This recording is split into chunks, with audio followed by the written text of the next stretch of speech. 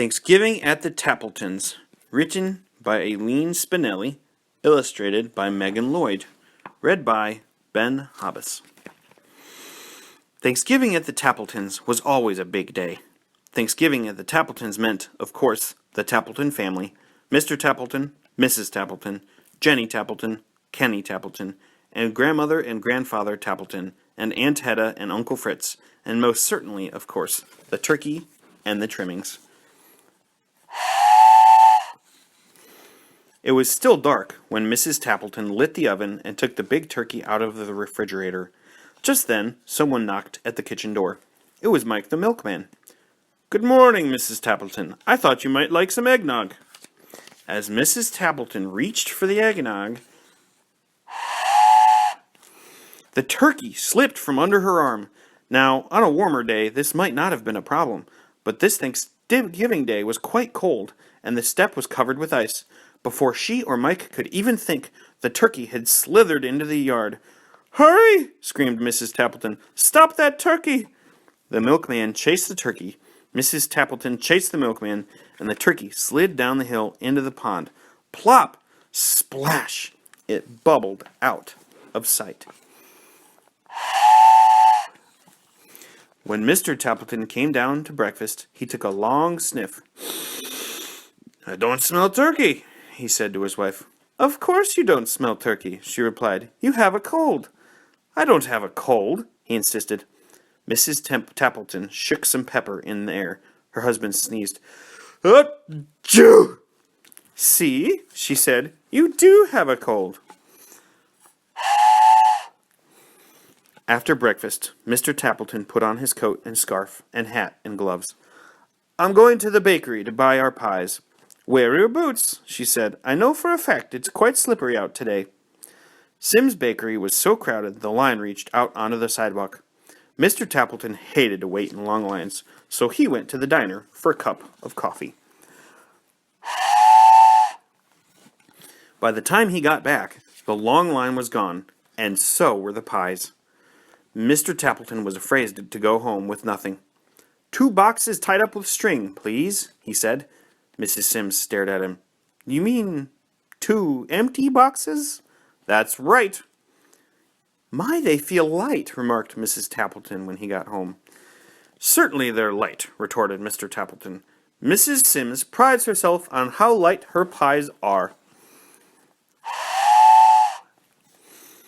Mrs. Tappleton set the table. She called to her son. "Kenny, you may make the salad. There's lettuce in the crisper and carrots and radishes too." Kenny's mouth fell open. Just yesterday, he had emptied the crisper and fed all the vegetables to the rabbits in Mr. Butterworth's class. How could he tell his mother? He couldn't. So he covered the empty salad bowl with aluminum foil and stuck it back in the refrigerator. When the others went to pick up the relatives at the train station, Jenny stayed behind to mash the potatoes. Every year, this was her job. "This year," she thought, "I'll make them even better. I'll use the mixer." Just as Jenny flicked on the switch, the phone rang. It was her best friend, Nora. Jenny loved to talk. Jenny talked and talked and talked to Nora, and she might still be talking today. Had not a wet glump of something hit her on the back of the head. She turned to see what it was. Splat! Another flump hit her in the face. The mixer was going wild, and mashed potatoes were flying everywhere. Without even saying goodbye to Nora, Jenny hung up the phone, scrubbed her face, and wiped mashed potatoes from nearly everything in the kitchen. She finished just as the others came back.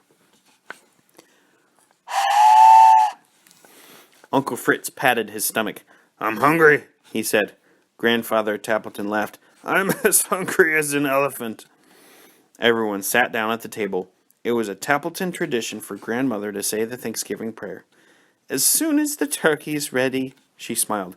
"I'm hungry as 2 elephants," said Grandfather. Mr. Tappleton went to the oven.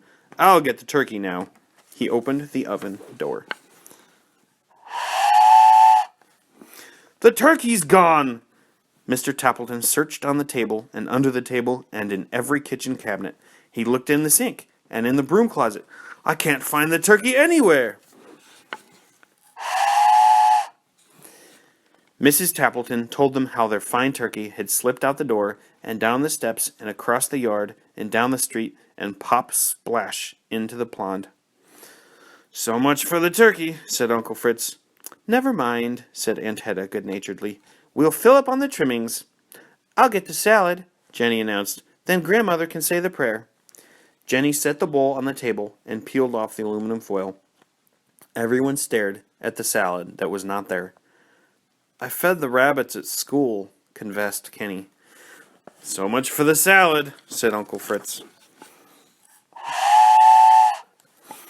"I'm as hungry as 3 elephants," Grandfather sighed. Kenny jumped up. "We'll just have Jenny's mashed potatoes." He brought the pot from the kitchen and lifted the lid. "I was on the phone," said Jenny meekly, "and the mixer went wild." "So much for the potatoes," said Uncle Fritz. "I'm as hungry as 4 elephants," Grandfather declared. The pies, cried Mrs. Tappleton. "I'll get them." Mrs. Tappleton brought in the boxes, set them down, and untied the string. "You brought home 2 empty boxes?" She glared at Mr. Tappleton, who covered his ears. 5 elephants, groaned Grandfather. The dining room was quiet. Everyone looked down at the table. Uncle Fritz muttered something, but it could not be heard above the rumble of his stomach. A tear rolled down Jenny's cheek. "No Thanksgiving dinner," she sniffled. "Nothing to say a prayer for," Kenny sighed. Grandmother smiled. "Of course there's something. There is more to Thanksgiving than a turkey and trimmings." And then Grandmother Tappleton asked everyone to bow their heads and hold their hands around the dining room table. And this is the Thanksgiving prayer, she said. "Turkeys come and turkeys go, and trimmings can be lost, we know.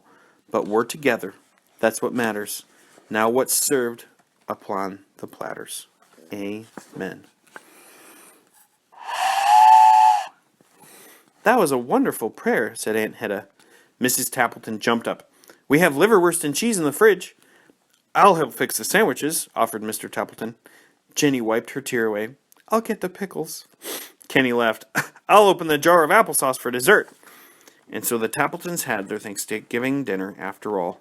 Uncle Fritz's stomach stopped rumbling, and Grandfather Tappleton ate enough to feed 6 elephants. In fact, everyone had plenty to eat. But most of all, they had each other.